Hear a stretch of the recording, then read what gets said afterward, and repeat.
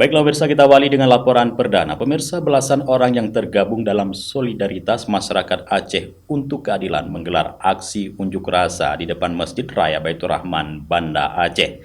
Aksi massa ini menuntut proses hukum kasus oknum Pas Pampres pelaku pembunuhan Imam Maskur, warga Birun secara transparan.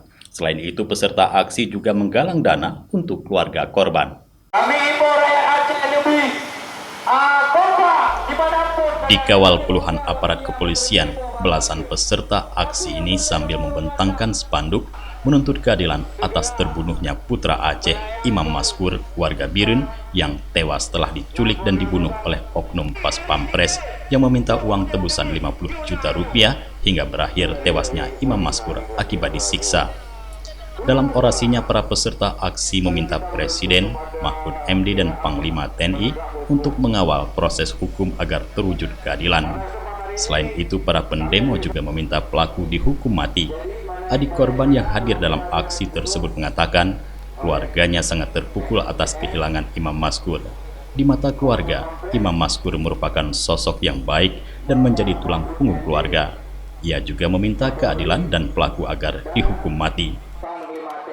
Berawal dari abang telepon di malam pukul 12 yang mana dipanggil saya, adik, abang udah dipukul nih, coba bilang mama, minta uang, cari uang. Iya, adik bilang kan, terus gak lama lagi nelpon mama, itu juga.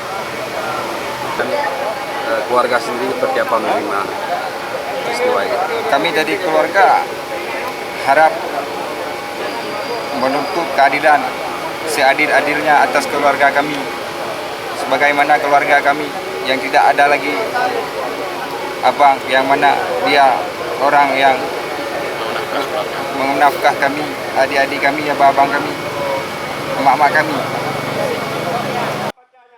Selain itu, adik korban juga mengatakan video viral penyiksaan abang kandungnya itu adalah benar. Seperti diberitakan, Imam Maskur tewas usai diculik dan disiksa oleh oknum anggota Pas Pampres yang meminta uang tebusan kepada keluarga sebesar 50 juta rupiah pada 12 Agustus lalu. Dari Banda Aceh, Tim Liputan Aceh TV melaporkan.